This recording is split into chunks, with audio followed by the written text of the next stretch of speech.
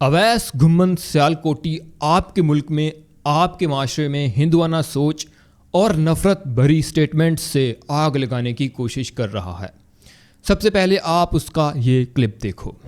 ਉਹਨੇ ਤੁਹਾਡੇ ਨਾਲ ਚੱਲਦੇ ਰਹਿਣਗੇ ਲੇਕਿਨ ਜਦੋਂ ਕੰਮ ਪਏਗਾ ਨਾ ਤੇ ਇਸ ਤਰ੍ਹਾਂ ਦਾ ਫਿਰ ਉਹ ਸਾਈਡ ਤੇ ਨਿਕਲਣਗੇ ਕਿ ਤੁਹਾਨੂੰ ਸਮਝ ਨਹੀਂ ਆਏਗੀ ਕਿ ਯਾਰ ਉਹ ਮੀਆਂ ਸਾਹਿਬ ਗਏ ਕਿਹੜੇ ਪਾਸੇ ਨੇ।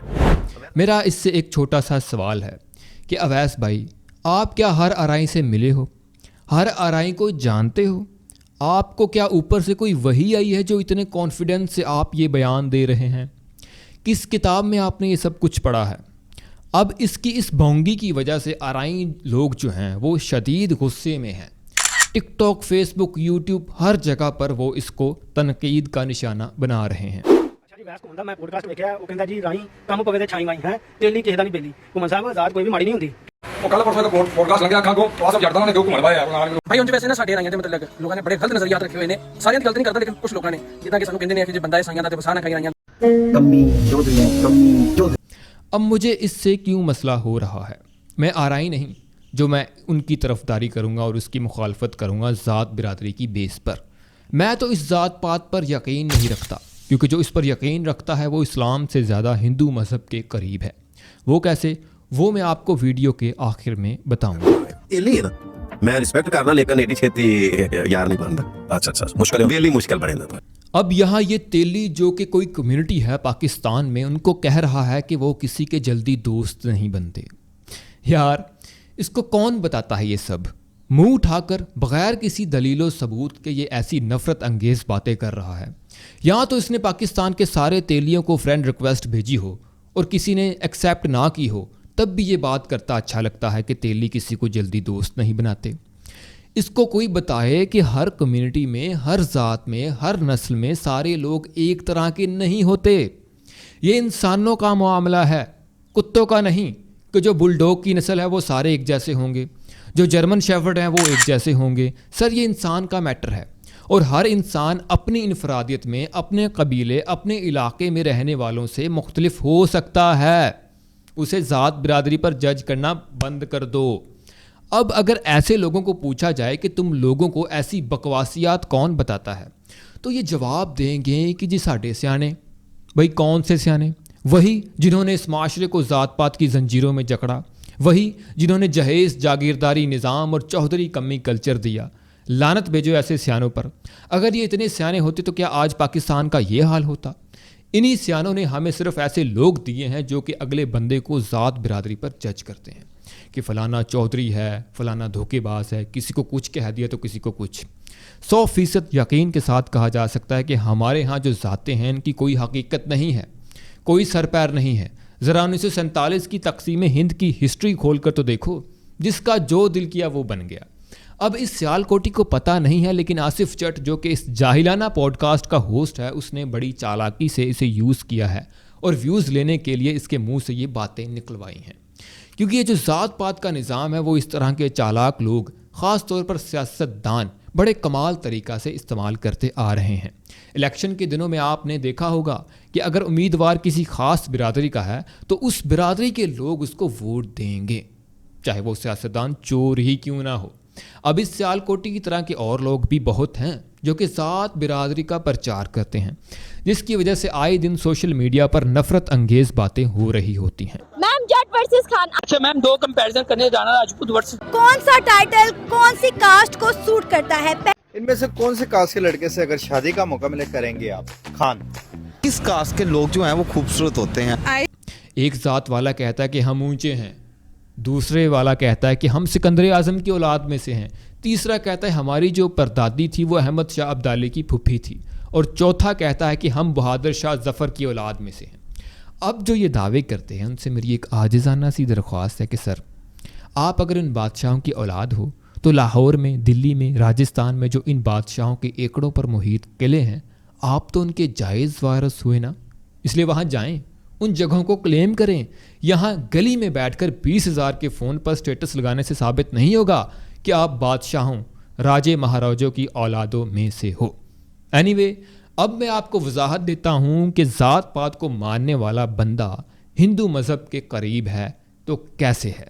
तो कहानी शुरू होती है आज से 2500 साल पहले, جو کہ تقریباً 500 قبل مسیح بنتی ہے، تب کچھ بڑے چالاک ہندو پنڈتوں نے معاشرے کو قابو کرنے اور لوگوں کو اپنا غلام بنانے کے لیے ایک کتاب لکھی جو کہ ہندو مذہب میں ایک مقدس مذہبی کتاب کا درجہ رکھتی ہے۔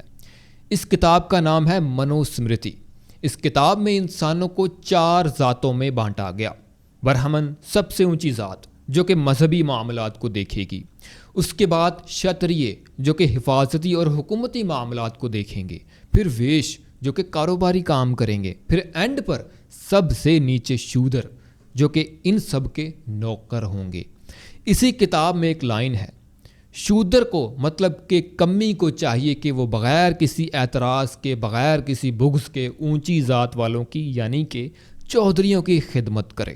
یہ وہی بات ہے نا جو پاکستان میں بھی کچھ لوگ مسلمان ہونے کے باوجود کرتے ہیں۔ اس آئیڈیالوجی کے مطابق شودر جو ہے وہ برہمن کی برابری نہیں کر سکتا، ویسے ہی جیسے ہمارے ہاں کمی چودھری کی برابری نہیں کر سکتا۔ مزید شودر برہمن کے ہاں شادی نہیں کر سکتا، شتریہ جو ہے وہ ویش سے شادی نہیں کر سکتا، جیسے ہمارے ہاں جٹ راجپوت سے، شیخ انصاری سے، آرائیں گجر سے شادی نہیں کر سکتا، اور وائس ورسا۔ کیونکہ ہمارے ہاں بھی لوگوں کی اکثریت جو ہے وہ اس سوچ میں گرفتار ہے کہ جو ہمارے والی ذات ہے وہ اونچی ہیں اور باقی تو سارے کمی کمین ہیں، اس لیے وہ شادی جیسے معاملات مسلمان ہونے کے باوجود اپنی ہی ذات کے اندر کرتے ہیں، جو کہ خالصتاً ہندوانہ رسم ہے۔ اسی طرح سیاسی لحاظ سے اگر دیکھا جائے، اگر کسی موچی کو الیکشن پر کھڑا کر دیا جائے تو لوگ اس کو صرف اس وجہ سے ووٹ نہیں دیں گے کہ وہ موچی ہے، چاہے وہ بندہ ان کے حق میں کتنا ہی بہتر کیوں نہ ہو، چونکہ ہندوانہ نظام کے تحت موچی جو ہے وہ شودر میں گنا جاتا ہے۔ تو اب بھی ان لوگوں میں وہی سوچ ہے۔ اب اگر تاریخی لحاظ سے دیکھا جائے تو ہمارے ہاں تقریباً ساری جو ذاتیں ہیں ان سب کی جو جڑیں ہیں وہ اس مذہبی کتاب منو سمرتی سے جا کر جڑتی ہیں۔ تو اب جو بندہ ذات پات کو فالو کرتا ہے وہ جانے انجانے میں ہندو کلچر، ہندو مذہب کو فالو کر رہا ہے، جو کہ اسلام کے بالکل خلاف ہے۔ وہ کیسے؟ آئیے جانتے ہیں۔ سورہ حجرات کی آیت نمبر 13 کا مفہوم ہے، اے لوگو، ہم نے تمہیں ایک مرد اور ایک عورت سے پیدا کیا اور تمہیں قبیلوں میں تقسیم کیا تاکہ ایک دوسرے کو پہچانو۔ بے شک تم میں سے اللہ کے نزدیک سب سے عزت والا وہ ہے جو پرہیزگار ہے۔ یہ نہیں کہا گیا کہ جو راجپوت ہے وہ اعلیٰ ہے، جو جٹ، خان یا آرائی ہیں وہ اعلیٰ ہے، بلکہ وہ بہترین ہے، وہ اعلیٰ ہے جو پرہیزگار ہے۔ اس کے علاوہ حضور نبی کریم صلی اللہ علیہ وآلہ وسلم نے خطبہ حجۃ الوداع میں فرمایا، جس کا مفہوم ہے کسی عربی کو کسی اجمی پر، کسی اجمی کو کسی عربی پر، کسی گورے کو کالے اور کسی کالے کو گورے پر کوئی برتری حاصل نہیں ہے۔ ایک اور واقعہ ہے، ایک دفعہ ایک انصاری اور ایک مہاجر کی لڑائی ہو گئی تو دونوں نے اپنے اپنے قبیلے والوں کو، گروہ والوں کو نام لے کر پکارا۔ انصاری نے کہا اے انصاریو میری مدد کرو، مہاجر نے کہا اے مہاجرو میری مدد کرو۔ جب حضور کو اس بات کا علم ہوا تو انہوں نے فرمایا یہ جاہلیت کی پکار کیسی ہے، اسے چھوڑ دو، یہ بدبودار ہے۔ ایک اور حدیث ہے، وہ شخص ہم میں سے نہیں جو عصبیت کی طرف بلائے، وہ بھی ہم میں سے نہیں جو عصبیت پر لڑے، اور وہ بھی ہم میں سے نہیں جو عصبیت پر مرے۔ عصبیت کا مطلب ہوتا ہے کسی قوم، قبیلے یا نسل یا گروہ کے لیے اندھی عقیدت رکھنا۔ اب ساری سچویشن آپ کے سامنے ہے، فیصلہ اب آپ کے ہاتھ میں ہے کہ آپ نے اسلام کو فالو کرنا ہے یا ابھی بھی اسی منوسمرتی اور ہندو روایات کے غلام بن کر رہنا ہے، جو کہ آج کچھ لوگ جس کی پیروی کرتے ہیں اور دوسروں کو بھی اس کا درس دیتے ہیں۔ اب میں نے سنا ہے کہ گھمن صاحب نے معافی مانگ لی ہے۔ دیکھیں، آپ نے جو ڈیمیج کرنا تھا وہ کر دیا ہے۔ سوسائٹی میں جو آپ نے اس وقت دراڑیں ڈال دی ہیں، تقسیم ڈال دی ہیں، وہ آپ نے ڈال دی ہے۔ آپ پہلے بھی اس طرح کی بونگیاں مارتے ہیں اور اینڈ پر معافی مانگ لیتے ہیں، اور اب بھی آپ کی جو ویڈیو آپ نے کہا کہ میں ڈیلیٹ کروا دوں گا یہ اور وہ، ایک دفعہ انٹرنیٹ پر جو بھی ویڈیو ڈل جائے وہ ڈیلیٹ نہیں ہوتی، کوئی نہ کوئی اس کو اپلوڈ کرتا ہی رہتا ہے۔ وہ کہتے ہیں نا، کمان سے نکلا تیر اور منہ سے نکلی بات کبھی بھی واپس نہیں آتی۔ Thank you for watching this video.